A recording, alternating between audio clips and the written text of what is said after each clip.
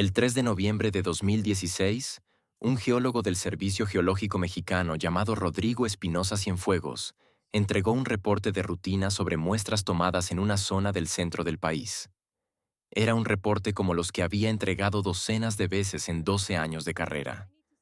Lo subió al sistema interno de la dependencia a las 4 de la tarde. A las 11 de la noche tocaron a la puerta de su departamento. Eran dos hombres, sin uniforme, sin identificación visible. Le dijeron que necesitaban el material original de su trabajo de campo, el equipo de medición, las muestras físicas, las memorias de los instrumentos, todo. Rodrigo preguntó por qué. Le dijeron que era un asunto de seguridad nacional y que firmara un documento antes de entregar el material. Rodrigo leyó el documento. Era un acuerdo de confidencialidad que le prohibía hablar sobre los hallazgos de esa expedición específica con cualquier persona fuera de su cadena de mando directa. Rodrigo preguntó qué había encontrado que justificara ese documento. Uno de los hombres lo miró durante un momento y dijo algo que Rodrigo me repitió 7 años después, con la precisión de alguien que ha repetido esas palabras en su cabeza miles de veces desde entonces. Le dijo: "Lo que usted encontró no existe, y le conviene entender eso bien". A la mañana siguiente la zona estaba cerrada. Rodrigo nunca supo qué encontró, y yo llevo 2 años intentando averiguarlo. Voy a contarte lo que vio Lucía Vargas Montiel la mañana del 4 de noviembre de 2016. Lucía tiene 48 años, es maestra de primaria y ha vivido en el pueblo más cercano a la zona cerrada toda su vida. Esa mañana salió de su casa a las 6:40 para ir a la escuela como lo hacía todos los días. Caminó 2 cuadras, y en la esquina donde normalmente doblaba hacia el camino que llevaba al centro del pueblo, encontró algo que en un primer momento no procesó como lo que era porque no tenía referencia para procesarlo. Había un vehículo militar atravesado en el camino. No un retén con conos y señales.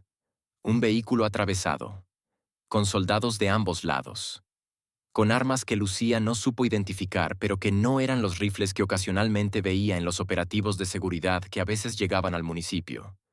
Eran más grandes, más pesados.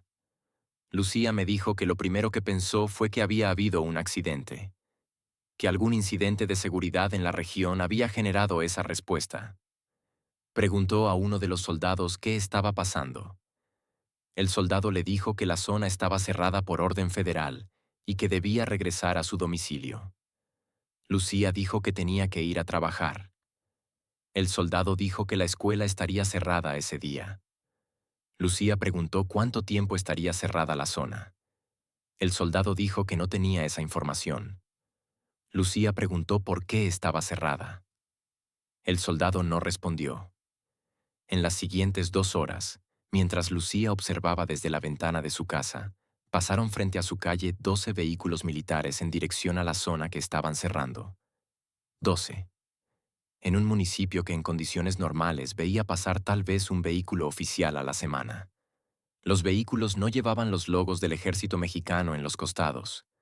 Llevaban los costados pintados de color liso, sin identificación, del tipo que Lucía había visto en películas pero nunca en su pueblo. Y en el último de los 12 vehículos, el que pasó alrededor de las 8 de la mañana, Lucía vio algo que no olvidó. En la parte trasera, visible a través de la ventana del vehículo, iba una persona. No un soldado. Una persona en ropa civil, de edad mediana, sentada entre 2 hombres uniformados. No esposada que Lucía pudiera ver, pero tampoco con la postura de alguien que va por voluntad propia, con la postura de alguien a quien llevan. Lucía no sabe quién era esa persona. Nunca lo averiguó. Nadie en el pueblo lo averiguó. Pero hay 3 residentes del pueblo que dicen haber visto ese mismo vehículo y esa misma persona. Y hay una cuarta persona, cuyo nombre el periodista conoce pero que pidió no ser identificada ni siquiera vagamente, que dice saber quién era el hombre de ropa civil. Dice que era el encargado de una propiedad dentro de la zona que fue cerrada. Un hombre que llevaba años trabajando en ese terreno y que según esta fuente había estado presente en el momento del descubrimiento que generó todo lo que ocurrió después.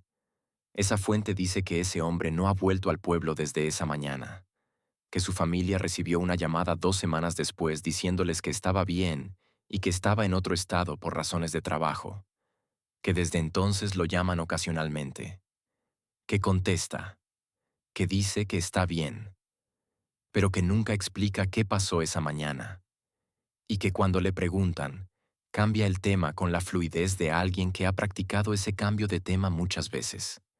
El cierre de la zona tomó menos de 2 horas en completarse. 2 horas para establecer un perímetro de seguridad en un área de aproximadamente 40 kilómetros cuadrados en una zona rural. Eso requiere coordinación previa. Requiere que las unidades que participaron supieran a dónde ir y qué hacer antes de que el operativo comenzara.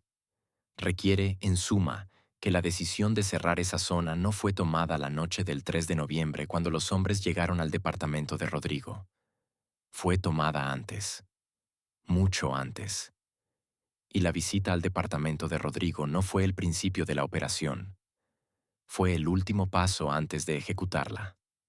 Para entender lo que se perdió cuando cerraron esa zona, hay que entender lo que existía ahí. Y lo que existía no era poco ni era reciente. Era el resultado de décadas de vida humana acumulada en un territorio específico que tiene sus propias características geográficas, su propia historia, su propia manera de relacionarse con la tierra y con los que viven en ella. La zona cerrada incluía partes del territorio de 2 comunidades rurales, no ciudades, no centros urbanos, comunidades pequeñas donde la gente vivía de la agricultura, de la ganadería menor y en algunos casos del turismo rural que en los últimos años antes del cierre había comenzado a desarrollarse porque la región tenía atractivos naturales que empezaban a ser conocidos fuera del municipio. Manantiales. Formaciones geológicas inusuales. Un tipo de vegetación que los biólogos del estado habían identificado como de interés por su diversidad y que había atraído a algunos investigadores universitarios en los años previos al cierre. Bernabé Ochoa Telles tiene 69 años y nació en una de esas comunidades. Habla de ella con la precisión cariñosa de alguien que conoce cada árbol y cada piedra de un lugar, porque los ha visto toda su vida. Me dijo que su comunidad tenía algo que pocas de la región tenían: agua permanente. Un manantial que no se secaba ni en los años de sequía más severa.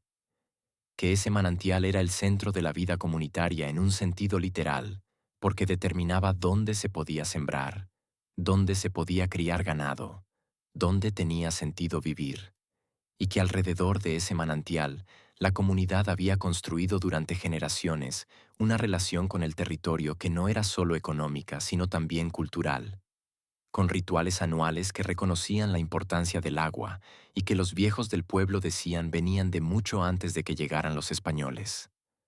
Bernabé me dijo también algo que no había incluido en ninguna entrevista previa con periodistas o investigadores que lo habían contactado. Me dijo que en los 2 meses antes del cierre, algo cambió en el manantial. No el volumen del agua, no su color ni su olor. Algo más difícil de describir. Me dijo que el agua empezó a tener una temperatura diferente en ciertos puntos del manantial. No caliente, solo diferente. Como si en algunas zonas el agua viniera de más profundo que de costumbre. O de un lugar diferente. Varios vecinos lo notaron.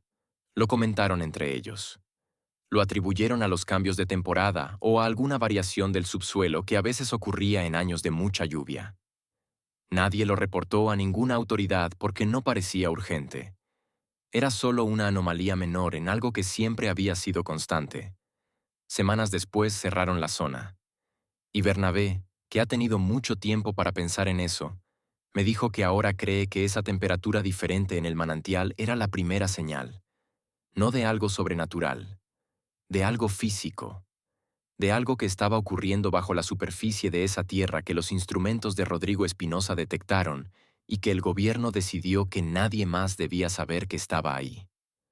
Hay un hombre en el pueblo al que todos llaman el abuelo Cirilo, aunque su nombre completo es Cipriano Garza Villanueva, y tiene 92 años. El periodista lo visitó en 2 ocasiones. En la primera, el abuelo Cirilo habló durante 3 horas sobre la historia del pueblo y sobre la zona cerrada. En la segunda, que ocurrió semanas después cuando el periodista tenía más preguntas específicas, el abuelo Cirilo dijo algo que el periodista anotó textualmente, porque consideró que era la observación más importante que alguien le había dado sobre el lugar. Le dijo: esa tierra siempre fue diferente. No mala, diferente. Los viejos de antes sabían que ahí pasaban cosas que en otros lados no pasaban. No les daban miedo, solo las respetaban. Sabían que había lugares donde uno no excavaba profundo porque lo de abajo era de lo de abajo y lo de arriba era de lo de arriba, y esa separación era importante. Que alguien haya excavado ahí o medido o encontrado algo que la tierra tenía guardado no me sorprende. Lo que me sorprende es que el gobierno pensara que podía simplemente cerrarlo y que eso fuera suficiente. La tierra no funciona así. Lo que está en ella no desaparece porque un general firme un papel. Hay 3 versiones de lo que fue encontrado en esa zona. 3 versiones que no solo difieren en los detalles, sino que en algunos puntos son directamente contradictorias entre sí. Y esa contradicción, lejos de hacer más difícil entender lo que ocurrió, es en sí misma una forma de información. Porque cuando las versiones de un descubrimiento se contradicen tan fundamentalmente, eso no ocurre por accidente. Ocurre porque alguien tiene interés en que no sea posible llegar a la versión correcta siguiendo cualquiera de las pistas disponibles. La primera versión es la oficial, la que el gobierno del estado proporcionó en respuesta a preguntas de medios locales en los días posteriores al cierre. Dice que la zona fue cerrada como medida de precaución después de que estudios geológicos identificaran inestabilidad del subsuelo que representaba un riesgo para la población, que el cierre era temporal, que las autoridades estaban evaluando la magnitud del problema y las medidas necesarias para garantizar la seguridad de los habitantes, y que la información completa sería compartida con la comunidad cuando el proceso de evaluación estuviera concluido.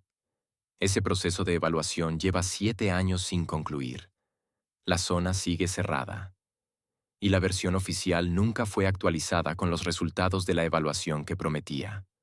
Lo que significa que o la evaluación nunca terminó, lo cual en 7 años resultaría extraordinariamente inusual para cualquier estudio geológico de alcance regional, o terminó, pero sus resultados son información que el gobierno no quiere compartir.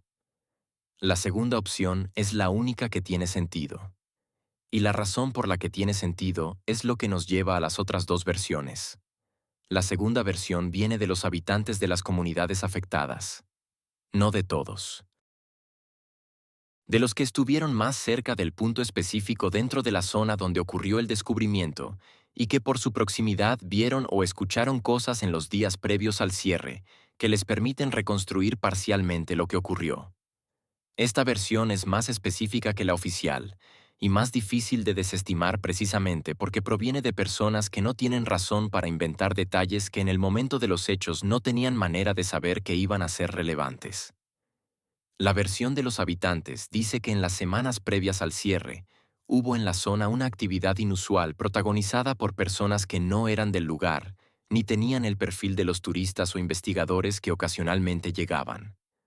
Hombres que llegaban en vehículos con equipamiento científico, que hacían mediciones en distintos puntos del terreno, que en varias ocasiones acordonaron temporalmente pequeñas áreas mientras realizaban sus trabajos, y que en una fecha que distintos testigos ubican entre 3 y 5 días antes del cierre definitivo, en una zona específica del terreno que varios de ellos pueden señalar en un mapa, algo ocurrió que generó una reacción de urgencia visible. No una explosión, no un derrumbe, algo más difícil de describir. 2 personas que estaban relativamente cerca dicen que escucharon un sonido. No fuerte. Continuó. Del tipo que no viene de la superficie sino de abajo, y que duró aproximadamente 20 minutos antes de detenerse de golpe. Después de ese sonido, los hombres del equipamiento científico tuvieron una serie de llamadas telefónicas. Y al día siguiente, llegaron los primeros vehículos militares. La tercera versión es la que el periodista obtuvo a través de una fuente a la que voy a llamar el interno. porque es alguien que en el momento de los hechos trabajaba dentro del aparato de seguridad del Estado y que tuvo acceso a información que no estaba destinada a circular fuera de ese aparato. El interno habló con el periodista en una sola reunión. Puso condiciones estrictas sobre qué podía usarse y qué no. Y lo que autorizó a usar es suficiente para cambiar completamente la naturaleza de la historia. El interno dice que lo que fue encontrado en esa zona no fue inestabilidad geológica. Dice que fue una formación subterránea a una profundidad que los instrumentos de Rodrigo alcanzaron a detectar pero no a caracterizar completamente. Una formación que, según el análisis preliminar realizado en las horas siguientes al reporte de Rodrigo, tenía características que ninguno de los geólogos consultados de urgencia esa noche pudo clasificar con certeza dentro de ninguna categoría de formación natural conocida. No porque fuera necesariamente artificial, sino porque sus dimensiones, su composición aparente y sobre todo su regularidad geométrica, ángulos que los instrumentos registraron como demasiado precisos para procesos naturales conocidos en ese tipo de terreno, generaron una incertidumbre que los protocolos de seguridad del gobierno tratan de una manera muy específica, con cierre inmediato, con clasificación, y con la instrucción de que la información no salga del círculo de quienes la necesitan para tomar las decisiones que correspondan. El interno me dijo algo más. Me dijo que la razón por la que el cierre fue tan rápido y tan total no fue solo el descubrimiento en sí. Fue lo que el descubrimiento sugería sobre lo que podría encontrarse si se investigaba más profundo. Y que esa sugerencia, según las personas que tomaron la decisión esa noche, era suficientemente perturbadora como para que cualquier riesgo de que se filtrara antes de entender completamente lo que había ahí fuera considerado inaceptable. Me dijo que las palabras exactas que escuchó en la reunión donde se tomó la decisión de cerrar fueron: "No podemos explicar esto todavía. Y lo que no podemos explicar no puede ser público. Voy a hacer un ejercicio simple. Voy a tomar la versión oficial del descubrimiento, inestabilidad geológica que representa un riesgo para la población, y voy a evaluar si la reacción del gobierno es proporcional a esa versión. Si encaja. Si tiene sentido. Porque una de las maneras más efectivas de detectar cuándo una versión oficial es falsa no es buscar la prueba de lo que realmente ocurrió, sino demostrar que la explicación que se ofrece no puede producir la respuesta que se observó. Un estudio geológico que identifica inestabilidad del subsuelo en una zona rural habitada genera una respuesta institucional que en México sigue protocolos conocidos. Protocolos que implican la participación de la Secretaría de Gobernación a través de la Coordinación Nacional de Protección Civil, que implican el levantamiento de un mapa de riesgo, que implican la notificación formal a los presidentes municipales correspondientes, que implican, si la situación lo requiere, un proceso de evacuación temporal con asistencia a las familias afectadas, y que implican, fundamentalmente, comunicación pública sobre la naturaleza del riesgo y las medidas tomadas. Nada de eso ocurrió. Lo que ocurrió fue esto: 12 vehículos sin identificación, un perímetro de seguridad establecido en 2 horas, acceso bloqueado sin comunicado oficial durante 72 horas. Y cuando finalmente llegó el comunicado, 2 párrafos con la explicación de inestabilidad geológica sin ninguno de los elementos técnicos que un comunicado de protección civil siempre incluye. Sin mención de la zona específica afectada. Sin mención del tipo de inestabilidad.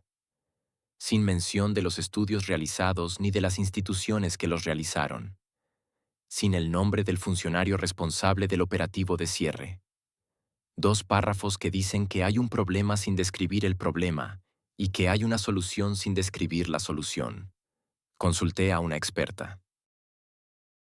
La doctora Mariana Solís Barreto tiene 20 años de experiencia en gestión de riesgos geológicos y ha trabajado con la Coordinación Nacional de Protección Civil en distintas emergencias a lo largo de su carrera. Le presenté el caso sin darle el contexto completo. Le describí el tipo de reacción que se observó: velocidad del operativo, nivel de hermetismo, tipo de comunicado, ausencia de los protocolos estándar. y le pregunté qué tipo de emergencia justifica esa respuesta. Me dijo que en su experiencia ninguna emergencia geológica convencional justifica ese perfil de respuesta, que las emergencias geológicas requieren transparencia porque las comunidades afectadas necesitan información para tomar decisiones sobre su seguridad, que el secretismo en una emergencia geológica no protege a nadie, al contrario, aumenta el riesgo al impedir que la gente reaccione de manera informada. Me dijo que el perfil de respuesta que le describía era consistente con algo diferente, con lo que en el lenguaje de la gestión de crisis se llama un escenario de información no procesada, un evento cuyos parámetros y consecuencias no se comprenden todavía en el momento de la respuesta y que por esa razón se maneja con el protocolo de máxima restricción mientras se intenta entender qué se tiene. Le pregunté qué tipo de descubrimiento podría generar ese tipo de escenario. Se quedó en silencio durante un momento. Luego dijo que prefería no especular, que en su campo la especulación tiene consecuencias, pero que si me servía de algo, me diría que en su carrera había escuchado hablar de casos donde la restricción de información no respondía a una comprensión del peligro, sino precisamente a la ausencia de esa comprensión, que el gobierno cierra zonas cuando sabe lo que hay, pero que a veces las cierra también cuando no sabe lo que hay, y que esos dos tipos de cierre son muy diferentes en su origen aunque desde afuera se vean igual. Hay un elemento adicional en la reacción gubernamental que la doctora Solís no conocía cuando habló conmigo, pero que cuando se lo conté cambió su evaluación. Le conté que según fuentes de la zona, entre los vehículos que llegaron esa mañana, había al menos 2 que transportaban equipamiento que los testigos describieron como científico o de medición. No solo vehículos militares de seguridad, también equipamiento técnico. Lo que significa que el operativo no era solo de contención, era también de investigación. Lo que significa que quienes lo diseñaron sabían que iban a necesitar medir cosas, analizar cosas, caracterizar algo que estaba en ese territorio. Y que esa necesidad de investigación activa simultánea al cierre de seguridad es exactamente lo que produce ese perfil de respuesta que ninguna emergencia geológica convencional genera. Porque en una emergencia geológica convencional ya sabes qué tienes. Lo que no sabes es cómo manejarlo. En este caso lo que no sabían era qué tenían. Y eso es fundamentalmente diferente. Las familias que vivían dentro de la zona cerrada fueron informadas de que debían salir en un periodo que el periodista reconstruyó a partir de distintos testimonios y que resultó ser notablemente corto. No los 90 días que el gobierno dio a las comunidades desplazadas para otros cierres documentados en investigaciones anteriores. No 30 días. No 2 semanas. 72 horas para algunas familias. 48 para otras. Y para 3 familias que vivían en el sector más cercano al punto del descubrimiento, según el testimonio de una de ellas. Una instrucción verbal esa misma mañana del 4 de noviembre de que tenían que salir ese día. Ese día. Con lo que pudieran cargar en pocas horas. Con sus animales si podían moverlos y sin ellos si no podían. Con una promesa verbal de compensación que en algunos casos se cumplió parcialmente y en otros no se cumplió en absoluto. Y con un documento que a todas las familias se les presentó para firmar y que el periodista logró obtener en copia a través de una de las familias que conservó un ejemplar porque su hijo mayor insistió en fotografiarlo antes de devolverlo al funcionario que lo presentó. Voy a describir ese documento porque es el elemento más revelador de todo el proceso de desplazamiento. Era un formulario de 2 páginas. La primera página describía la compensación económica ofrecida y establecía los términos del pago. Un monto fijo por propiedad, pagadero en un plazo de 90 días, sujeto a la entrega de documentos de propiedad verificados. La segunda página era una cláusula adicional que el funcionario que presentaba el formulario describía verbalmente como un trámite estándar de confidencialidad para proteger la privacidad del proceso. Lo que la cláusula decía en realidad, según el abogado que el periodista consultó al leer el documento, era que los firmantes se comprometían a no divulgar información sobre las condiciones de su desplazamiento, las razones que les hubieran sido comunicadas para el mismo, y cualquier observación o conocimiento que tuvieran sobre la zona y sus características geológicas, ambientales o de cualquier otra índole. Esa última parte, cualquier observación o conocimiento sobre las características de cualquier índole, es una redacción tan amplia que en términos prácticos cubría todo lo que cualquier habitante de la zona pudiera saber sobre ella, incluyendo lo que hubieran visto o escuchado en los días previos al cierre, incluyendo la temperatura diferente del manantial que Bernabé había notado, incluyendo el sonido continuo que dos personas escucharon antes de la llegada de los militares. Todo eso quedaba cubierto por la firma en esa segunda página. De las familias desplazadas, el periodista logró hablar en profundidad con 5. 3 accedieron a ser citadas de manera anónima. 2 accedieron a compartir información pero no a ser citadas de ninguna manera. De esas 5 familias, 4 habían firmado el documento completo, incluyendo la cláusula de confidencialidad.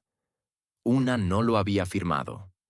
Y esa diferencia en términos de lo que cada familia estaba dispuesta a contar era notable pero no absoluta. Porque incluso las que habían firmado, cuando el periodista les mostraba que lo que estaban protegiendo con su silencio no era la privacidad de un proceso administrativo, sino el encubrimiento de algo que les había afectado directamente, encontraban maneras de hablar que en su propia lectura del documento firmado quedaban en un borde que podían justificarse a sí mismas como no una violación estricta del texto. La familia que no firmó la cláusula de confidencialidad se llama, en la versión que voy a usar para protegerlos, los Delgado. El padre de familia, al que voy a llamar Don Marcos, me explicó por qué no la firmó. Me dijo que cuando el funcionario le presentó el formulario y le explicó que la segunda página era un trámite estándar, su hijo mayor, que estudiaba Derecho, estaba presente. El hijo leyó la cláusula. Se la explicó a su padre. Y don Marcos le devolvió el formulario al funcionario con la segunda página sin firmar. El funcionario le dijo que sin esa firma el proceso de compensación no podía completarse. Don Marcos le dijo que entonces no habría compensación porque él no iba a firmar algo que no entendía completamente y que en lo que sí entendía le parecía irrazonable. El funcionario se fue. Volvió 3 días después con otro funcionario de nivel más alto. Le explicaron a don Marcos que la cláusula era estándar, que todos los demás la habían firmado, que no firmarlo no le convenía a él ni a su familia. Don Marcos dijo que lo pensaría. El funcionario le dijo que tenía 48 horas para decidir porque después de ese plazo, el proceso de compensación cerraba. Don Marcos esperó las 48 horas, no firmó y no recibió compensación. Su familia salió de la zona sin dinero del gobierno. Me dijo que no se arrepiente, que lo que su familia perdió en términos económicos fue real y doloroso, pero que lo que ganó fue poder hablar, poder contarme lo que vio en esa zona en los días previos al cierre, poder responder las preguntas que el periodista le había traído sin sentir que estaba violando algo que había prometido. Y sobre todo, poder decirle a su hijo, que fue quien lo convenció de no firmar, que en el único momento de su vida en que le ofrecieron dinero a cambio de silencio, eligió el silencio propio sobre el silencio comprado. Lo que don Marcos vio en los días previos al cierre es parte de lo que construye la segunda versión del descubrimiento que describí en el capítulo anterior. Lo que vio fue esto. En 3 ocasiones distintas, a lo largo de 2 semanas antes del cierre, vio grupos de personas en el terreno que estaba al norte de su propiedad, haciendo lo que él describió como mediciones. Hombres con equipos en trípodes, con cables, con lo que parecían ser sondas que insertaban en el suelo. En la tercera de esas ocasiones, don Marcos se acercó lo suficiente como para escuchar parte de una conversación entre 2 de los hombres. No entendió los términos técnicos, pero entendió el tono. Me dijo que el tono era el de 2 personas que acaban de ver algo que no esperaban ver y que no saben cómo hablar de ello sin que la palabra que más se ajusta a lo que están describiendo suene a algo que en su contexto profesional no tienen permiso de decir. Me dijo que lo que escuchó fue a un hombre decirle a otro, «Esto no debería tener esta forma», y el otro responder, «Ya lo sé». Y ninguno de los dos dijo nada más durante un rato. Esto no debería tener esta forma. Esa frase, escuchada por don Marcos a través de la vegetación un martes por la mañana, semanas antes de que 12 vehículos sin identificación llegaran a cerrar su pueblo, es la descripción más precisa que existe del momento en que el descubrimiento se volvió un problema de Estado.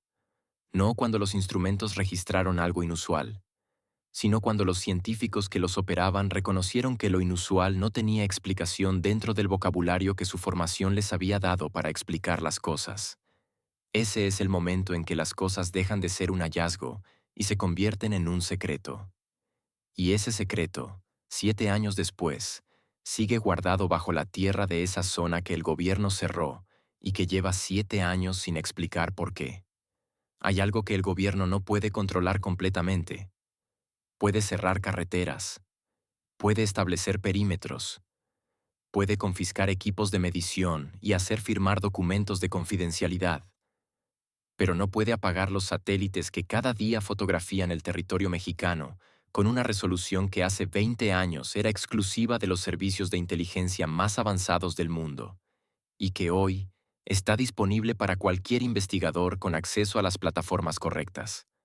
Y cuando uno toma esas imágenes de la zona cerrada y las ordena cronológicamente desde 2010 hasta hoy, lo que ve no es el terreno inmóvil de una zona en cuarentena geológica. Lo que ve es una historia. Una historia contada en píxeles y en sombras que el gobierno nunca autorizó que se contara, pero que los satélites registraron de todas maneras con la imparcialidad de los instrumentos que no tienen jefes y no firman acuerdos de confidencialidad. El análisis de esas imágenes fue realizado por 2 personas de manera independiente. La primera es una analista de inteligencia geoespacial con 15 años de experiencia que trabajó para una institución de seguridad latinoamericana y que hoy opera de manera privada. La segunda es un investigador universitario de geología aplicada que accedió a revisar el material a petición del periodista como consultor externo, con la condición de que su institución no fuera identificada. Los dos analizaron las mismas imágenes. Los dos llegaron a conclusiones que se superponen en lo fundamental, aunque difieren en la interpretación de algunos elementos específicos. Voy a describir lo que muestran las imágenes año por año, comenzando desde 2010, 6 años antes del cierre, para establecer una línea base de lo que la zona era antes de que ocurriera cualquier cosa. En las imágenes de 2010, la zona muestra exactamente lo que correspondería a una región rural de esas características. Vegetación natural, caminos de terracería, algunas construcciones pequeñas correspondientes a las viviendas de las comunidades, corrales de ganado, parcelas de cultivo. La analista geoespacial identificó el manantial que Bernabé había descrito, visible en las imágenes como una zona de vegetación más densa y más verde en medio de un terreno con menor humedad. Nada inusual, nada que justifique ningún tipo de intervención. En las imágenes de 2014 y 2015, 2 y 3 años antes del cierre, aparece algo que la analista describe como actividad puntual de prospección. En distintos puntos del terreno, en fechas que varían entre las 2 imágenes, hay marcas circulares de pequeño diámetro que corresponden al tipo de perturbación que dejan las sondas de medición geológica cuando son insertadas en el suelo y retiradas. No muchas, distribuidas de manera que sugiere un patrón de muestreo sistemático, como si alguien hubiera trazado una cuadrícula invisible sobre el terreno y hubiera tomado muestras en los nodos de esa cuadrícula.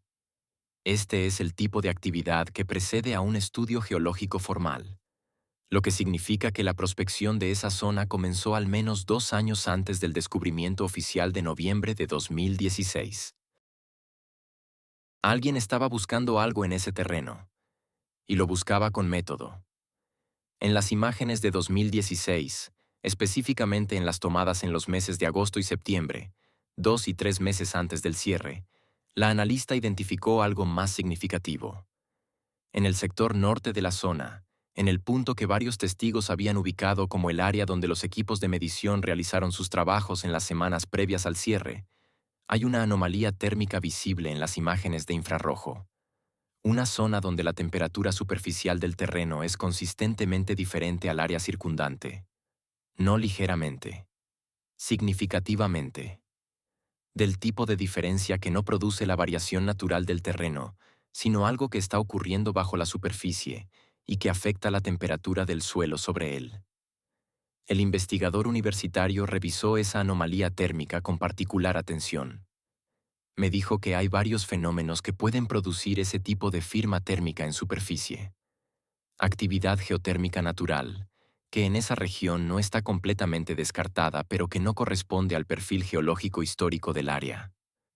Actividad química subterránea, como la descomposición de materia orgánica a gran escala, que produce calor. O algo más inusual que el investigador describió con la cautela de alguien que mide cuidadosamente cuánto está dispuesto a comprometerse con una afirmación que no puede sostener completamente con los datos disponibles.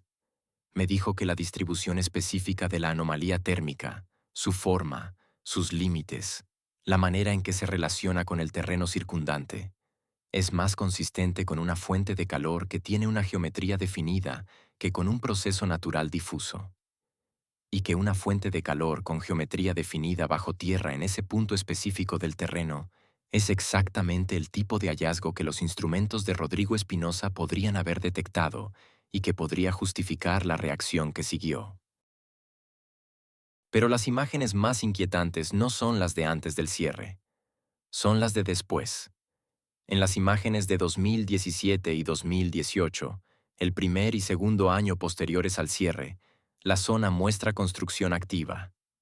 No en toda el área, sino en puntos específicos que la analista identificó como correspondientes al sector norte y al sector este del terreno. Estructuras nuevas que no existían antes del cierre. La analista estimó las dimensiones de la estructura principal que apareció en ese periodo en aproximadamente 80 metros de largo por 40 de ancho. Un edificio de esa escala en una zona rural clasificada como cerrada por inestabilidad geológica no tiene ninguna lógica si la versión oficial es verdadera. No se construyen edificios en zonas inestables. Se evacúan y se monitorean. Se construyen en ellas solo cuando lo que se construye tiene una relación directa con lo que hizo necesario el cierre. Y hay algo más en las imágenes. Algo que la analista mencionó al final de su análisis como el elemento que más la perturbó profesionalmente. En las imágenes de 2020, hay una estructura visible en el sector norte que en las imágenes de 2022 ya no está. No deteriorada, no en proceso de demolición, simplemente ausente. Como si hubiera sido retirada de manera limpia y completa entre una toma satelital y la siguiente. La analista me dijo que en sus 15 años de análisis geoespacial había visto estructuras construirse, había visto estructuras deteriorarse y colapsar, había visto estructuras demolidas. Pero que una estructura de esas dimensiones que desaparece sin dejar huella visible de remoción ni de demolición en un periodo de 2 años es algo que no tiene precedente en su experiencia. Y que la explicación más parsimoniosa que puede ofrecer, la más simple que se ajusta a los datos disponibles, es que esa estructura fue trasladada bajo tierra. Voy a contarte lo que les ocurrió a 3 investigadores que intentaron estudiar la zona cerrada o sus alrededores después del cierre. 3 personas con credenciales académicas, con metodologías rigurosas, con el tipo de perfil institucional que en teoría debería protegerlos de la presión que los ciudadanos sin esa protección son más vulnerables a recibir. 3 personas que descubrieron que en México la credencial académica es una protección que funciona hasta que la pregunta que uno hace es demasiado incómoda para las personas que tienen poder de hacer que esa credencial deje de proteger. La primera es la doctora Valentina Cruz Herrera, bióloga especializada en ecosistemas de manantial, con afiliación a una universidad pública del centro del país. La doctora Cruz llevaba años estudiando los manantiales de la región y había publicado varios artículos sobre las características específicas del manantial, que era el centro de la comunidad de Bernabé.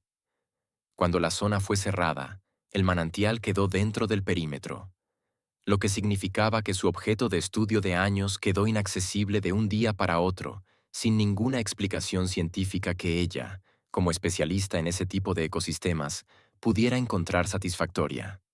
La doctora Cruz solicitó formalmente a la Secretaría de Medio Ambiente y Recursos Naturales acceso al manantial para continuar sus investigaciones.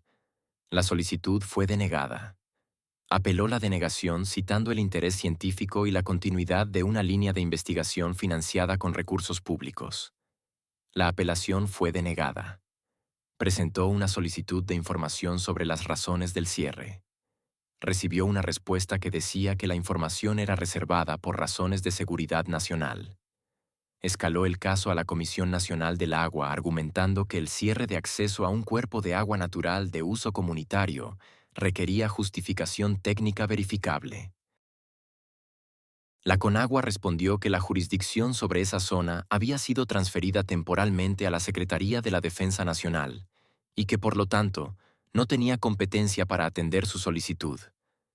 La doctora Cruz publicó un artículo académico en 2018 documentando las características del manantial hasta el momento del cierre y expresando preocupación científica sobre el impacto que la restricción de acceso tenía sobre la continuidad del monitoreo de un ecosistema de importancia regional. El artículo pasó por revisión por pares y fue aceptado para publicación en una revista científica indexada. 3 semanas antes de la fecha de publicación, la doctora Cruz recibió una comunicación de la editorial de la revista informando que el artículo había sido retirado del proceso de publicación a solicitud de una institución gubernamental que había presentado objeciones sobre el contenido. La editorial no identificó cuál institución ni cuáles objeciones. Solo comunicó el retiro. La doctora Cruz intentó entender qué había en su artículo que justificara esa intervención. El artículo era técnico, basado en datos de campo recopilados antes del cierre, sin especulación sobre las razones del mismo. No había en él nada que ella pudiera identificar como sensible desde ninguna perspectiva de seguridad nacional que tuviera sentido para ella. Lo que sí había era una descripción detallada de las características del manantial, incluyendo la temperatura de sus distintos puntos de surgencia, que correspondía exactamente a lo que Bernabé había notado que era diferente en las semanas previas al cierre. Cuando el periodista le señaló esa correspondencia, la doctora Cruz estuvo en silencio durante un momento. Luego dijo que no se le había ocurrido que esos datos pudieran ser el problema. Y que si esos datos eran el problema, la pregunta que correspondía hacerse era qué decían sobre el manantial que alguien consideraba importante que no fuera publicado en una revista científica. El segundo investigador es un geofísico al que voy a llamar el Dr. Salinas porque ese no es su apellido real, y porque las circunstancias de su caso hacen que la protección de su identidad sea más importante que en los otros dos. El Dr. Salinas intentó en 2019 realizar mediciones sísmicas en la zona perimetral de la región cerrada, es decir, fuera del perímetro oficial pero lo suficientemente cerca como para que sus instrumentos pudieran registrar señales provenientes del interior. No intentó entrar. Su metodología estaba completamente dentro de lo legalmente permitido desde terreno público. Sus mediciones produjeron datos que el Dr. Salinas me describió como inesperados en varios sentidos. El primero era la ausencia de cierto tipo de señal que en un terreno de esas características geológicas debería estar presente de manera natural.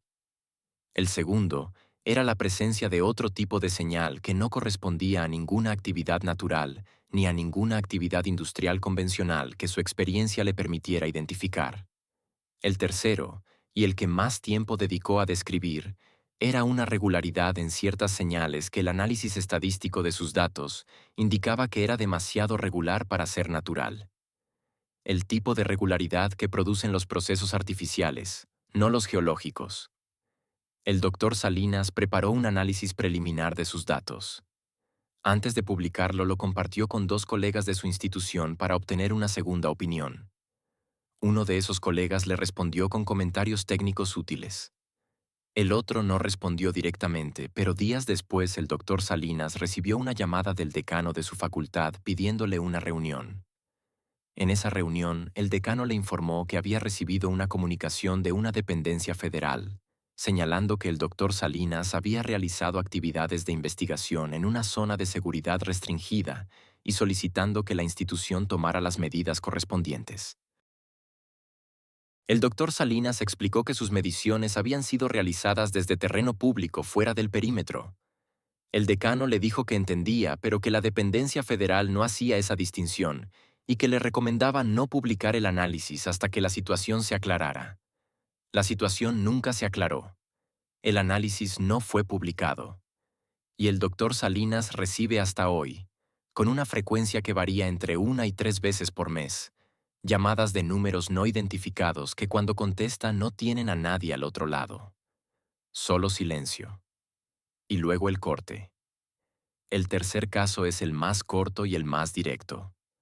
Un arqueólogo joven, recién doctorado, que realizaba trabajo de campo en comunidades cercanas a la zona cerrada en el contexto de una investigación sobre asentamientos prehispánicos en la región, encontró en una de esas comunidades referencias en la tradición oral local a un lugar dentro de la zona que ahora estaba cerrada, donde existían formaciones que los habitantes describían con términos que en su interpretación preliminar podrían corresponder a estructuras de origen prehispánico. Pidió acceso a la zona para verificación. Le fue denegado. Documentó las referencias orales y las incluyó en un informe que presentó al Instituto Nacional de Antropología e Historia, solicitando que la institución utilizara sus atribuciones legales para obtener acceso al lugar en nombre de la investigación patrimonial. El INAHCA respondió que había solicitado información sobre la zona a la Secretaría de la Defensa Nacional y que había recibido como respuesta que cualquier elemento patrimonial dentro del perímetro estaba siendo debidamente preservado y que no se requería intervención adicional. El arqueólogo le preguntó al funcionario del INAH, que firmó esa respuesta, cómo la Sedena podía garantizar la preservación de elementos patrimoniales cuya existencia no había sido verificada por ningún arqueólogo. El funcionario no respondió esa pregunta. Hay un cable diplomático. Un solo cable diplomático que el periodista encontró después de semanas de búsqueda en los archivos de Wikileaks y en los registros de documentos desclasificados de distintas agencias. Un cable fechado en 2015, un año antes del cierre, enviado desde una embajada de un país que no voy a identificar, porque hacerlo reduciría el grupo de candidatos a un número pequeño y podría permitir que alguien con acceso a cierta información interna identificara a la fuente que guió al periodista hacia ese documento. Lo que sí puedo decir es que el país que envió ese cable tiene capacidades de inteligencia geoespacial avanzadas y una historia de cooperación técnica con el gobierno mexicano en distintas áreas de seguridad y ciencia aplicada. El cable hace referencia a la zona, no con el nombre que los locales le dan ni con ninguna descripción geográfica que la identifique sin ambigüedad para alguien que no la conoce. Usa una designación alfanumérica que el periodista tardó semanas en conectar con la ubicación correcta a través de una cadena de referencias cruzadas, que no voy a reproducir aquí, porque es técnica y porque lo relevante no es el método sino la conclusión. La conclusión es que ese cable, enviado por una embajada extranjera a su Cancillería un año antes de que el gobierno mexicano actuara, menciona la zona en el contexto de lo que el cable llama actividad anómala de subsuperficie de interés para el programa conjunto. El programa conjunto. Esa frase. Un programa que involucra a México y a un país extranjero y que tiene como objeto de interés la actividad de subsuperficie en esa zona específica. El cable no describe qué es el programa conjunto ni qué tipo de actividad anómala se refiere. Pero su existencia prueba dos cosas que son fundamentales para entender el caso completo.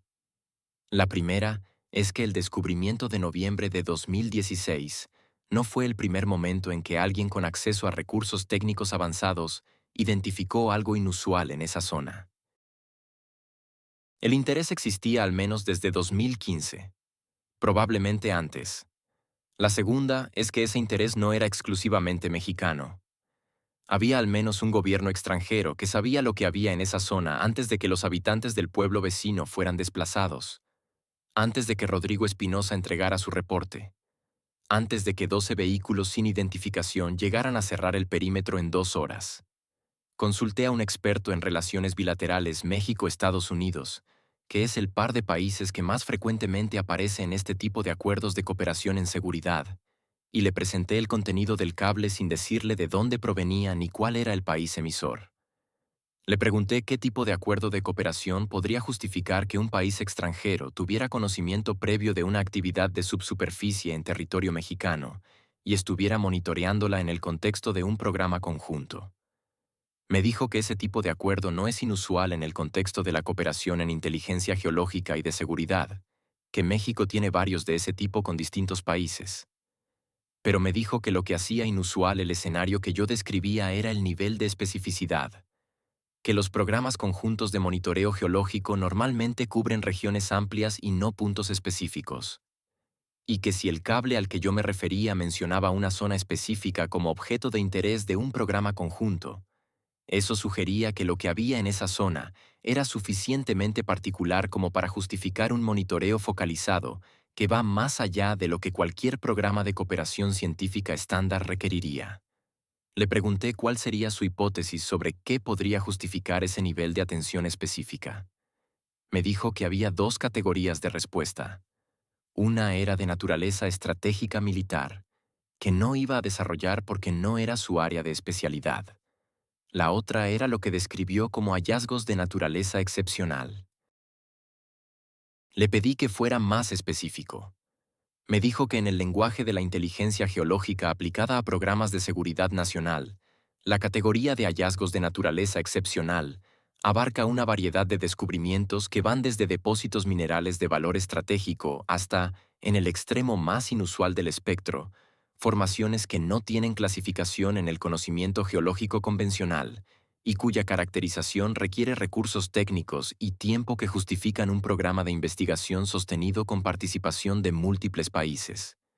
Me preguntó si eso era útil para lo que yo estaba investigando. Le dije que sí, que era exactamente la pieza que le faltaba al rompecabezas para que la imagen cobrara coherencia. Hay otro elemento internacional que el periodista documentó y que refuerza la dimensión que va más allá de México. En 2018, 2 años después del cierre, una publicación científica internacional de geofísica publicó un artículo sobre anomalías de campo magnético en el centro de México. El artículo era técnico, con datos, con metodología verificable, y en su sección de datos geográficos incluía coordenadas de las anomalías estudiadas. Una de esas coordenadas correspondía a un punto dentro de la zona cerrada. Los autores del artículo no eran mexicanos. Eran investigadores de 2 universidades extranjeras. Cuando el periodista intentó contactarlos para preguntarles cómo habían obtenido datos de una zona que el gobierno mexicano tenía cerrada, uno de ellos respondió con un correo electrónico breve que decía que los datos usados en el artículo provenían de bases de datos satelitales de acceso público y que no tenían información adicional sobre el sitio específico. El otro investigador no respondió, y el artículo fue retirado de la publicación 6 semanas después de haber aparecido, con una nota que decía que había sido retirado por solicitud de los autores por razones no especificadas. Los autores nunca publicaron una corrección ni una versión alternativa. El artículo simplemente dejó de existir. Voy a hablar ahora del hombre cuya investigación es la base de todo lo que has escuchado en este episodio, al que he llamado el periodista a lo largo de estas horas porque hasta este momento proteger su identidad era una decisión suya que yo respetaba. Pero en este capítulo voy a hablar de él como persona, no como fuente, porque lo que le ocurrió en el curso de esta investigación es parte de la historia que estamos contando. Y porque omitirlo sería una forma de incompletitud que no le hace justicia ni a él ni a las personas cuyos nombres aparecen en el cuaderno del rancho, ni a las familias que esperan respuestas. Su nombre es Alejandro Mora Vidal. Tiene 47 años. Lleva 23 ejerciendo el periodismo de investigación en México. Tiene en su carrera trabajos que le han valido premios y que le han valido amenazas. Es el tipo de periodista que cuando termina una investigación difícil no descansa, sino que empieza la siguiente, porque tiene el temperamento de las personas que no pueden saber que algo existe y no intentar entenderlo completamente. Llegó a esta historia por un camino que él describe como el más indirecto de su carrera. No llegó por el cierre de la zona, ni por el desplazamiento de las familias, ni por el reporte de Rodrigo Espinosa. Llegó por el abuelo Cirilo, por una referencia en un artículo antropológico sobre tradiciones orales de la región, que mencionaba que en una comunidad del centro del país existía una tradición relacionada con un lugar que los ancianos describían como el lugar donde la tierra escucha. Alejandro leyó esa referencia y pensó que era un buen punto de partida para un reportaje sobre cosmovisión indígena en comunidades rurales. Fue a buscar al abuelo Cirilo. Y lo que el abuelo Cirilo le contó en esa primera conversación lo llevó por un camino que 4 años después todavía no termina. Los primeros 6 meses de investigación fueron lo que Alejandro llama el trabajo visible. Solicitudes de transparencia, registros de propiedad, análisis de comunicados oficiales, contacto con fuentes académicas. Trabajo que cualquier periodista puede hacer sin que nadie lo note, porque es el trabajo que se hace en escritorios y en archivos, y que no produce ninguna perturbación en el sistema que se está investigando. En ese periodo, Alejandro construyó la base documental que le permitió entender el esqueleto de la historia. ¿Quién había poseído la tierra? ¿Cuándo se cerró la zona? ¿Qué había dicho el gobierno? La estructura externa. Lo que cambió la naturaleza de la investigación fue la primera fuente interior, no el interno, que llegaría después. Una persona diferente. Alguien que había participado en el operativo de cierre en una capacidad técnica y que 1 año después de ese operativo había desarrollado lo que describió a Alejandro como una incomodidad creciente con lo que sabía y con el hecho de que nadie más lo supiera. Esa fuente le dio a Alejandro los primeros datos concretos sobre lo que había sido encontrado. No todos los datos, no la imagen completa, pero suficiente para que Alejandro entendiera que lo que tenía entre manos era diferente a cualquier otra historia que hubiera investigado. El segundo año fue el más intenso y el más peligroso. Alejandro comenzó a contactar testigos locales, a hacer viajes a la región, a hacerse visible en un territorio donde hacerse visible tiene consecuencias que en los primeros meses de trabajo de escritorio no existen. Me dijo que fue durante ese segundo año cuando aprendió a medir el riesgo de una manera que no había necesitado aprender antes. Que cada conversación que tenía con alguien exponía a esa persona a una posibilidad de represalia que él no podía eliminar, aunque sí podía intentar reducir.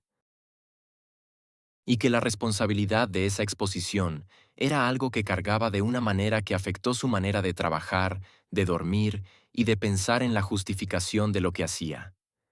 En el tercer año de investigación ocurrieron las 2 semanas, las que mencioné en el plan de este episodio y sobre las que Alejandro no habla en detalle. Lo que me dijo cuando le pregunté directamente fue lo siguiente. Hubo un periodo en que tomé la decisión de no estar localizable por las personas que me conocían, que esa decisión fue mía, que fue motivada por información que recibí sobre el nivel de atención que mi investigación había generado en ciertos actores que no eran los que yo hubiera preferido que estuvieran prestándole atención. Y que durante esas 2 semanas estuve en un lugar que no voy a identificar haciendo algo que no voy a describir, con el propósito de verificar cierta información que no puedo revelar completamente todavía. Lo que sí puedo decirte es que lo que verifiqué en esas 2 semanas cambió mi evaluación del tamaño de esta historia, y que desde entonces trabajo en ella con la certeza de que lo que estamos viendo no es la superficie de algo. Es la superficie de algo que tiene capas que todavía no alcanzamos a ver. Le pregunté si había tenido miedo durante esas 2 semanas. Me dijo que sí, que el miedo que había sentido no era el miedo difuso de saber que uno trabaja en temas peligrosos. Era el miedo específico de entender que lo que uno ha encontrado es suficientemente importante para que ciertas personas consideren que el costo de silenciarlo es razonable.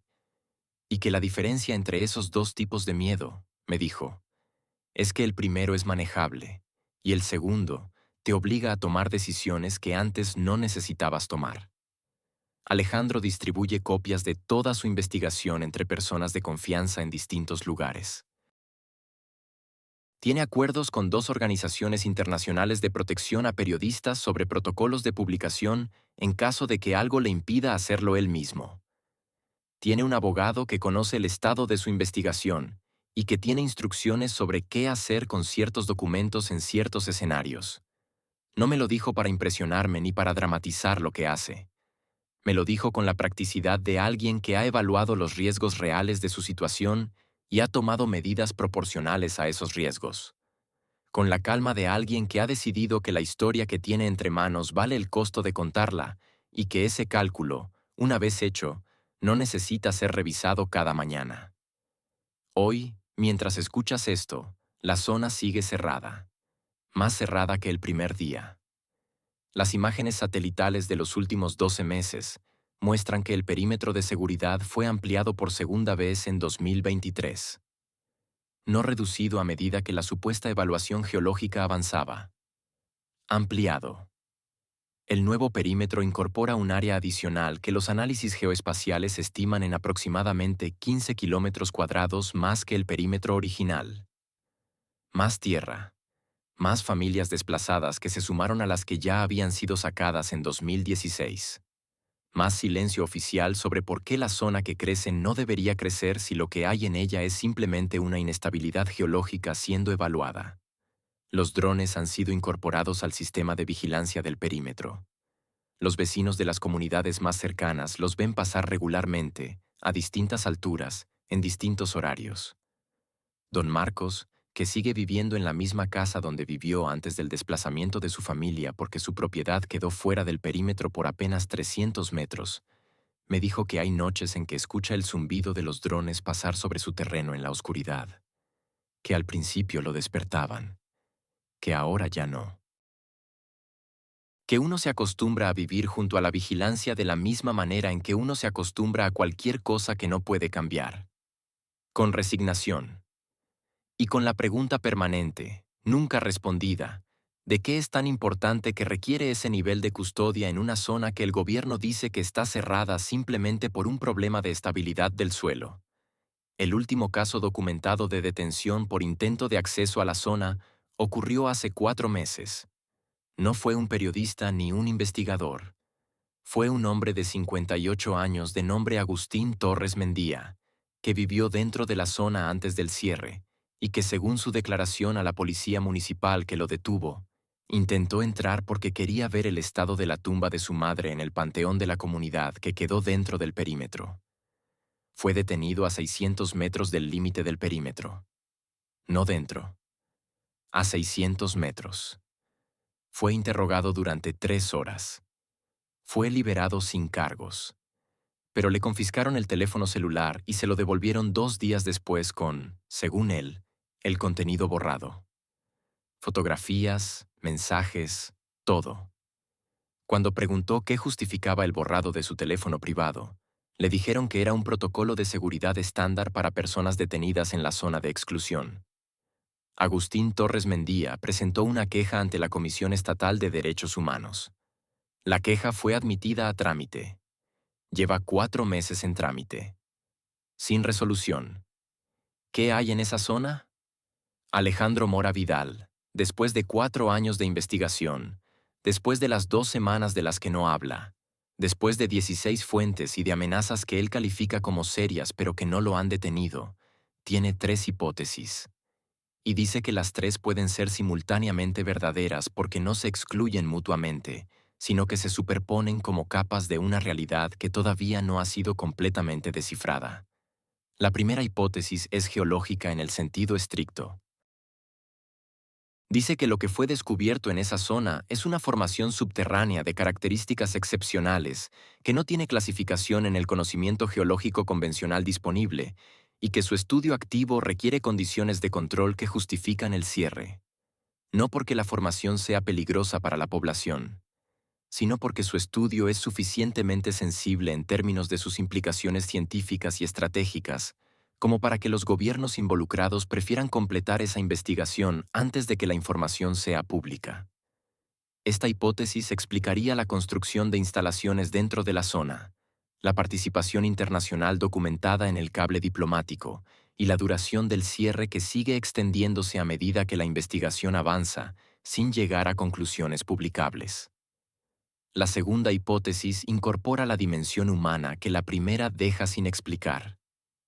Dice que la zona no es solo objeto de investigación, sino también escenario de operaciones que requieren el mismo tipo de aislamiento que la investigación científica, pero por razones completamente diferentes.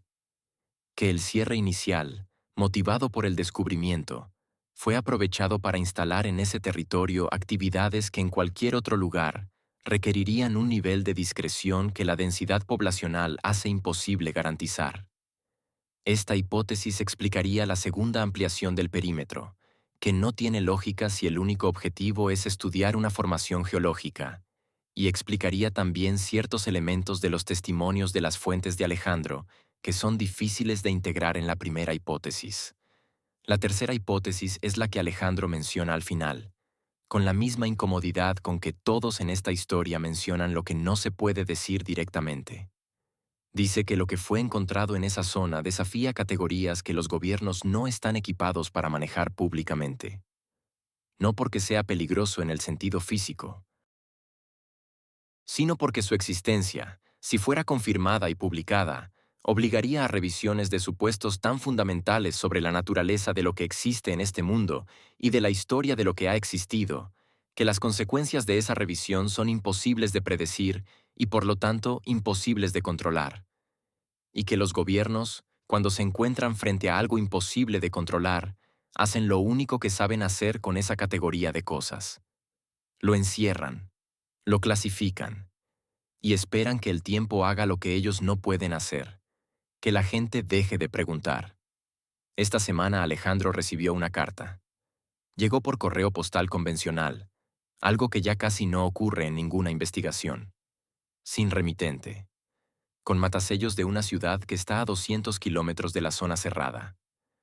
Adentro había una hoja de papel doblada, sin membrete, sin firma, con dos elementos. El primero eran unas coordenadas. Coordenadas que Alejandro introdujo en su aplicación de mapas y que señalan un punto específico dentro de la zona cerrada. El segundo elemento era una sola frase escrita a mano en tinta negra con letra clara y tranquila. La frase decía: «Ya es hora de que alguien lo vea». Alejandro no ha ido a esas coordenadas todavía. Está evaluando si ir, cómo ir, con quién ir, si lo que encontraría justifica el riesgo de intentarlo. Me dijo que en 4 años de investigación nunca había recibido una invitación tan directa a cruzar el perímetro, y que la pregunta que lo ocupa ahora no es si hay algo en esas coordenadas que valga la pena ver. Está razonablemente seguro de que sí lo hay. La pregunta que lo ocupa es quién le está haciendo esa invitación. Si es alguien que quiere que la verdad salga, o si es alguien que quiere que Alejandro entre a la zona cerrada y que tiene sus propias razones para querer eso que no necesariamente coinciden con las razones de Alejandro para querer entrar. Esa pregunta no tiene respuesta todavía, y mientras Alejandro la sopesa, la zona sigue cerrada. Los drones siguen volando sobre el terreno del que don Marcos no puede sacar a su ganado de noche sin escuchar su zumbido en la oscuridad.